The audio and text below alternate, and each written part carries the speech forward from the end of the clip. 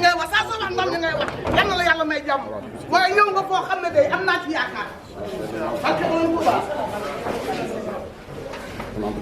Touba waaw ba Serigne Touba ba ko ma gisee ko Serigne Touba tànk yi daal comme ñëw nañu Ziguinchor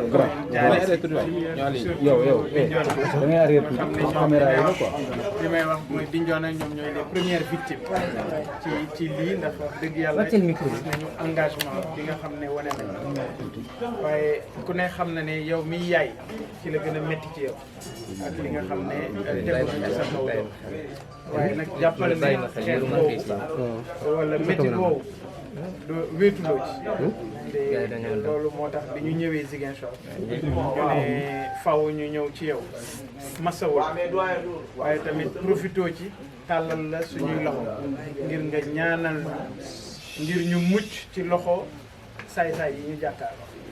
waaye it di sàkku ci yow nga ñaanal réew nde mucc moom ñun ñëpp soxla nañ ndax fi mu nekk nii ku ne xam na ñi ñu am leen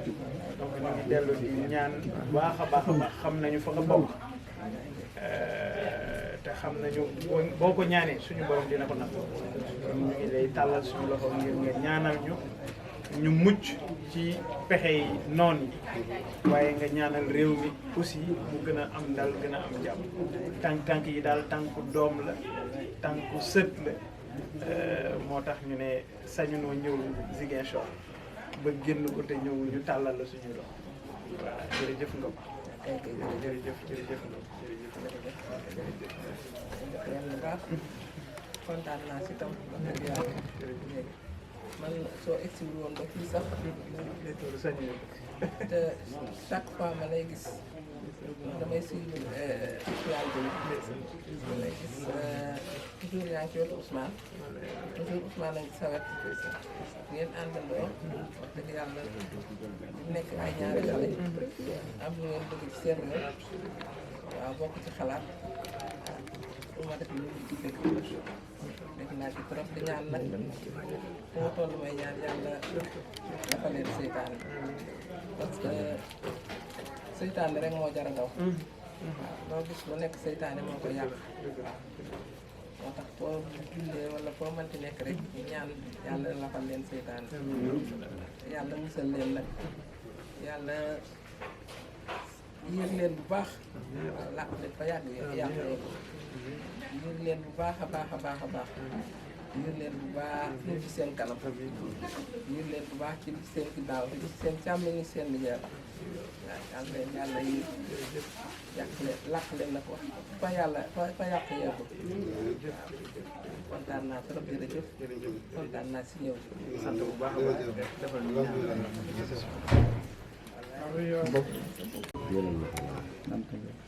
mooy nëbb loxo yi léegi tudd rek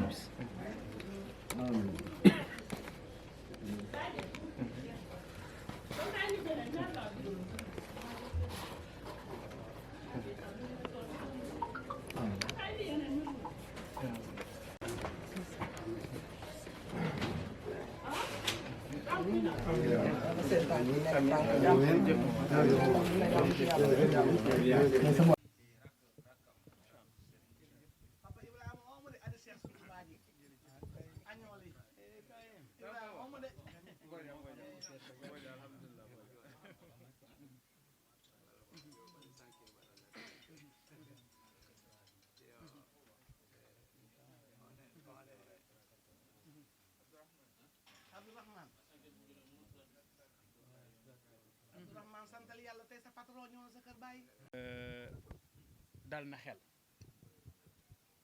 dama jàpp ne fii ma njëkke moom laa war a njëkke lu tax mooy ni ko Abdourahmane waxee da nga taxawal Serigne Touba taxawal Seydi Hadj Malick taxawal diine moo tax fii jàpp nañu ne te am nañu yaakaar ne lépp lu ñu fi ñaan suñu boroom dana ko dogal ñuy dellu di la tàllal loxo di sàkku ci yow nga ñaanal réew mi ñaan dal ci réew mi dañu la ciy fekk si sax nag nde laata ñuy ñëw fii gis nañu bi dëkk bi yëngu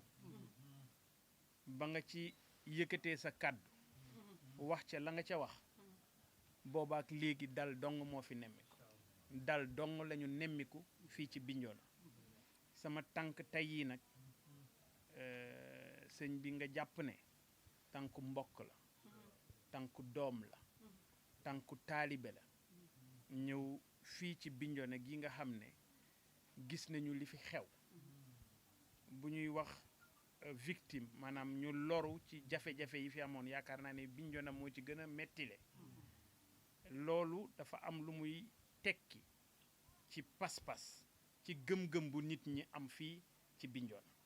waaye loolu day fekk niru it doon loo xam ne yow ci sa bopp da nga leen ci tàggat ndax alxuraan dañuy wax xubbul watan min al iman kon ñoom ñii daanu ci bëgg seen réew dong moo leen ci yóbbu bu dee ne bëgg sa réew doy na jaamu yàlla yaakaar naa ne am nañu yaakaar ci ñoom ne foofu ñu tëdd suñu borom dana leen ubbil buntu aljana yi gën a kawe te njort nañu ne sa ñaan am na lu mu mën a def ci dëkk bi gëm nañu ne am na lu mu mën a def ci réew mi kon maa ngi dellu di sant bu baax ñi nga xam ne ñoom laa àndal ak docteur Gnima Goudiaby mi ma fi fekk moom muy suma sœur di macha allah kon danañ ko gën a jàpp sant également Ibrahima Badji bu gëm sa bopp Ziguinchor ak ki nga xam ne moom moo di Ablaye Dem boo kit moom ci gëm sa bopp fii nii ci Bignona ñu ngi ànd également ak ñi nga xam ne ñoom ñooy waa mouvement M2D nekk Ziguinchor ñu ànd ak ñun ñëw fii jàppal ne daal sëñ bi Sénégal soxla nañu sa ñaan Sénégal soxla nañu di déggit sa kàddu nde ba mu yëkkatikoo daal am na kon sàkku nañu bëgg nañu it di ko gën a dégg jàppal ne daal maa ngi lay dénk suma bopp di dellut di la dénk réew mi nde li ñu ci bëgg mooy mu nekk réew mu naat réewum tawfeex réewum taysiir te gëm nañu ne sa ñaan yi mën na koo sottal kon ñu ngi lay tàllal suñu loxo ngir nga ñaanal ñu ci ba suñu borom def loolu ñu yéene ci réew mi jërëjëf Bodio jërëjëf Bodio bu baax ci seen teewaay bi fii ca Bignona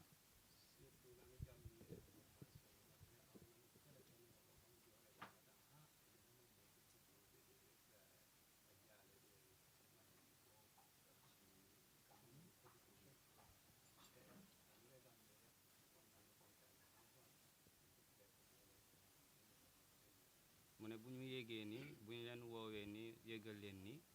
président Bougane Gueye Dany yaa ngi ñëw ca département Bignona ndax ngir jaale seeni doom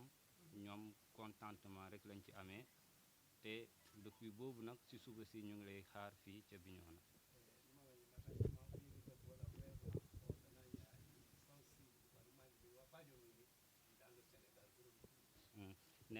nee na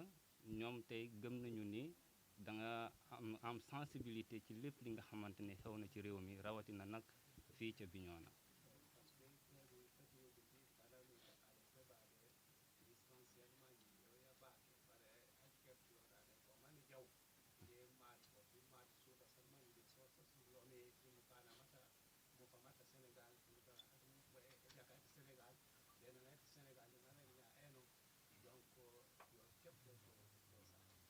nee na jóge nga fu sori ay kilomètres yu bari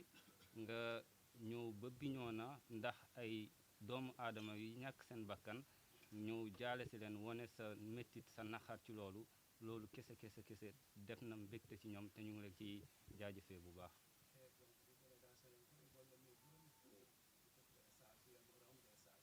délégation bi yëpp Serigne si mu ngi leen di nuyu bu baax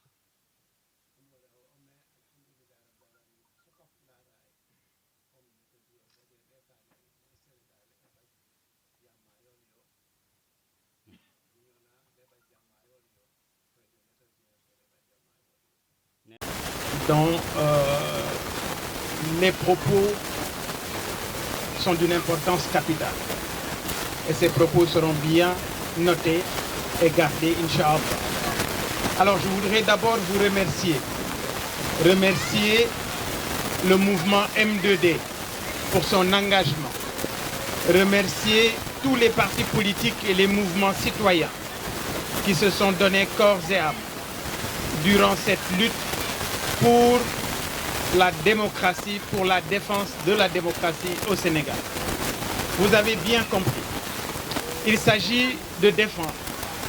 l'état de droit. Macky Sall doit de manière très claire décrypter le message lancé par cette jeunesse sénégalaise. Et je crois qu'il l'a compris. Il a reculé pour mieux sauter, mais qu'il se le tienne pour dit. Nous sommes prêts. Nous sommes prêts à donner notre vie pour préserver la démocratie sénégalaise et nous ne laisserons plus Macky Sall faire ce qu'il est en train de faire ou ce qu'il a fait les années passées. En tout cas, retenez que le Sénégal a besoin de ses dignes fils pour changer de paradigme. Et pour cela, il faut encore de la détermination pour arriver à cet objectif. De manière très claire, vous avez compris que la journée de ce samedi, la marche qui avait été prévue par le M2D a été annulée suite à la demande du Khalife général des Mourides que nous avons véritablement, nous avons accueilli la délégation hier à Dakar et nous leur avons fait comprendre que nous sommes obligés de surseoir à cette manifestation par rapport à la demande du Khalife général des Mourides. Donc, ce qui est clair, c'est que nous restons déterminés pour la préservation de la démocratie sénégalaise. Et ce qui est encore plus patent, c'est que cette jeunesse est engagée de sorte à ce que Macky Sall respecte la jeunesse sénégalaise, mais également respecte ses engagements. Je voudrais remercier le mouvement M2D parce que cette rencontre devait être une rencontre informelle. On devait tout simplement échanger sur les perspectives et vous remercier par rapport à votre engagement. Mais gis naa ne ay nit ñu am fulla ngeen. Vous l'avez dit, nous ne sommes pas des politiciens. Mais aujourd'hui, le destin a fait que pour défendre la démocratie, Bougane Gueye, Ousmane Sonko, Déthié, Bamba, Guirassy, Thierno Bocoum, Dr Babacar Diop, Barthélémy, nous sommes cette jeunesse aujourd'hui qui doit encore prendre le relais et permettre et faire comprendre à ses papis que leur temps est fini. Donc, c'est à la jeunesse du Sénégal de prendre le relais. Vous l'avez compris, Madia, et je vous encourage à continuer sur cette lancée. Juste pour wax Kéba, ne ko dégg nañu ko ñun duñu ay politiciens. En tout cas, man Bougane duma politicien. Je suis un entrepreneur comme moom. Xam naa fi mu jógee di jaay taabal ba tey mu teg li mu teg. Xam naa ne Sénégal ñooñu la soxla. Moom dafa jàpp ne ñun dañoo war a nekk miroir mais man dama jàpp ne moom Kéba ak ñu mel ni moom nekk ay gone ci biir Ziguinchor ñoom la ñu war a montrer en exemple pour que jeunesse bi gis ne am nañu ay modèle am nañu ay idole yoo xam ne ci seen biir la ñu nekk. De manière très claire jàpp leen ne man Bougane je suis déterminé et dara du ma reculer loo parce que yaakaar naa ne bu ñu ma doon xoqatal rek ma dellu ginnaaw naa bu yàgg. Mais Sénégal jar na ko démocratie Sénégal jar na ko damay profité rek di jaale ñëpp ñi nga xam ne seeni doom ñàkk nañu seen bakkan ci événement yi nga xam ne génn nañu ko te ñu jàppe leen ay martyrs parce que c'est des gens yoo xam ne dañoo tombé sous les balles parce que tout simplement dañu doon xeexal Sénégal dañu doon xeexal démocratie Sénégal di leen remercier ci accueil bi di leen wax ne bu ñu jógee fii dañuy jëm Bignona ku ne xam na ne seen taxawaay ci wàllu xeex li nga xam ne moom mooy démocratie ndax bu ñu leen ci woowee kenn du leen ci jiitu la coordinatrice adjointe wax na ko léegi kon ñu ngi leen di sant bu baax allahumma salli ala sayyidina Muhammad jërëjëf merci Mike. waaye waa Ziguinchor ku xam Grand Yoff si mobilisation da ngay xam ne mënuñoo organiser li nga xamante ne day ndaw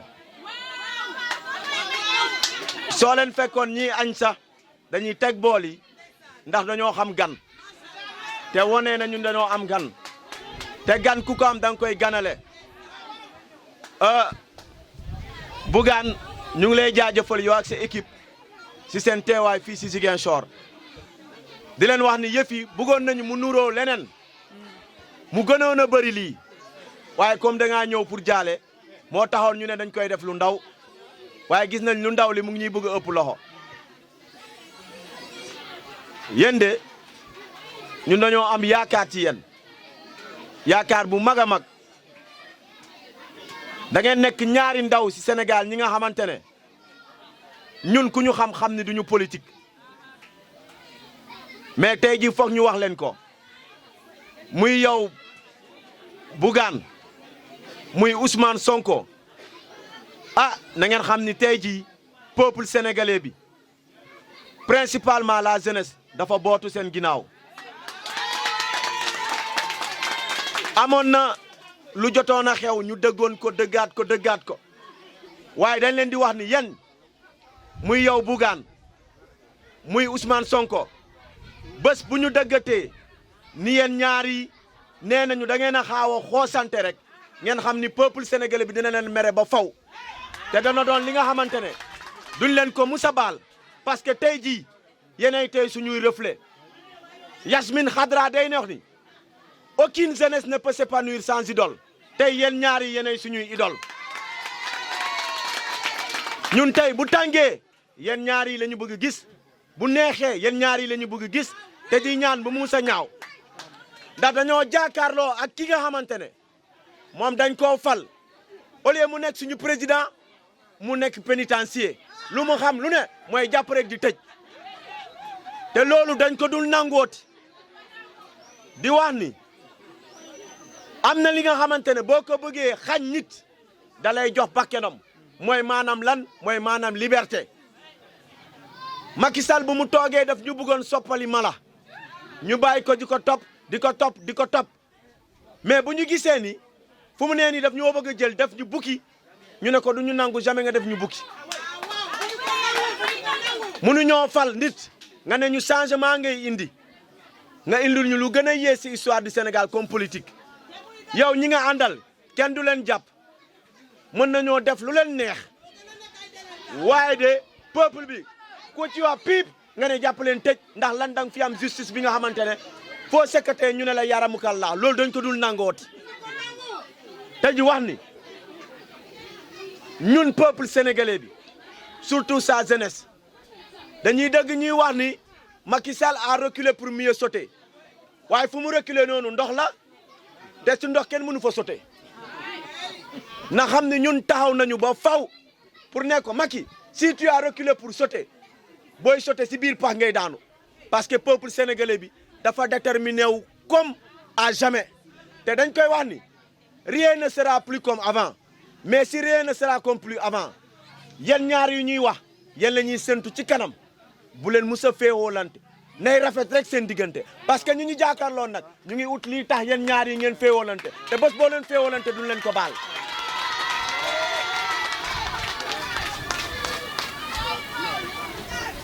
fi may daane ne damay wax ni jeunesse bi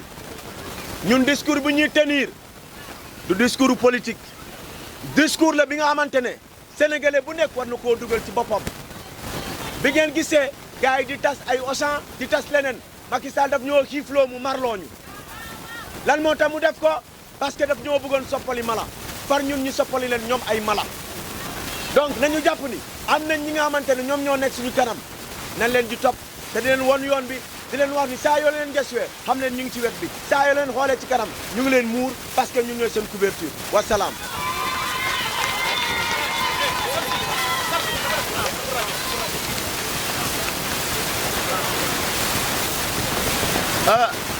ngeen jéggal ma dañu ne ma dellu si waat tuuti ci li ma wax ci français damay wax ni d'abord nous tenons à saluer l'ensemble des hommes et femmes ici présents, à remercier particulièrement M. Bougane Gueye Dany, un homme d'une dimension extraordinaire. Je disais tout à l'heure en français que M. Bougane Gueye Dany et M. Ousmane Sonko, vous êtes deux présidents. Et la jeunesse se voit en vous. Vous êtes un reflet pour nous. Vous êtes une image pour nous. Vous êtes des idoles pour nous. Et comme le disait Yasmine Khadra, aucune jeunesse ne peut s'épanouir sans idole. Et nous disons que vous êtes nos idoles. Parce que vous vous êtes battus. Parce que vous n'avez pas fait comme les autres. Et donc nous nous contentons de vous avoir à nos côtés. Et sachez que la jeunesse sera là pour vous défendre. Pour vous défendre avec bec et ongle. Pour vous défendre parce que nous serons vos couvertures. Si nous voyons que les policiers ont des couvertures pour se protéger, sachez que nous, nous sommes vos couvertures. Et rien ne vous arrivera. Le peuple sénégalais est déterminé à jamais. Et on a dit que rien ne sera plus comme avant. Vous savez, quand nous avons élu le président Macky Sall ou Macky Sall au pouvoir, nous avons voulu qu'il soit un président et non un pénitencier. Malheureusement, Macky Sall est devenu un régisseur de prison. Chaque Sénégalais qui parle, on te dit Macky Sall dina le tëj. Alors que lui, il a un pouvoir qu'on appelle le pouvoir exécutif. Et le pouvoir exécutif, malheureusement, s'est substitué au pouvoir judiciaire au Sénégal. Le président Macky Sall, ou Macky Sall lui-même, il a voulu être un homo deus, c'est-à-dire un homme Dieu, pensant qu'il peut faire tout ce qu'il veut. Il a même, à un moment donné, exagéré en voulant s'égaler même à Dieu, alors qu'il ne savait pas que le peuple représente Dieu sur terre. Le peuple est l'incarnation de Dieu sur terre. Ce que le peuple veut, c'est ce que Dieu veut. Mais Macky Sall n'a pas compris. Il a voulu, à un moment donné, se baser sur ce que Spinoza disait, que le but d'un régime politique n'est pas la répression, ni moins la domination, ni moins l'oppression, mais c'est la transformation des hommes raisonnables en bêtes ou en automates. Et nous ne serons jamais des bêtes ou des automates. Nous sommes des hommes sensés, nous sommes des hommes doués de raison. Et nous savons ce que nous pouvons. Si on se permettrait de dire, on ne peut pas vouloir le changement sans en être l'instigateur. La jeunesse sénégalaise a montré, le peuple sénégalais a montré qu'il veut le changement et qu'il en sera un instigateur du changement. Nous ne sommes pas des automates. Nous n'avons pas faim, nous n'avons pas soif. Vous avez voulu nous assoiffer. Vous avez voulu nous affamer. Mais nous sommes un peuple digne, un peuple qui restera toujours digne. C'est parce que devant nous, nous avons des hommes dignes et qui sont là. L'un est là, l'autre est à Dakar. Vous êtes le président Macky Sall. D'aucuns se disent que vous êtes en train de reculer pour mieux sauter. Mais ça, c'est que le jour où vous déciderez de sauter, vous allez tomber dans un trou. Parce que le peuple reste déterminé et à jamais déterminé. Merci beaucoup. Merci à cette assistance aimable. Nous disons que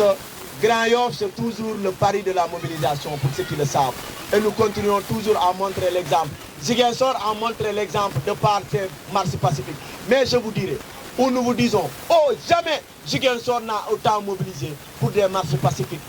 Oui, c'est parce que Macky Sall a appelé dans la violence. Et nous nous sommes dit, nous n'allons pas vous suivre dans la violence parce que la violence c'est l'âme des faibles. Et vous autres, vous êtes des faibles, nous sommes le peuple, nous sommes forts.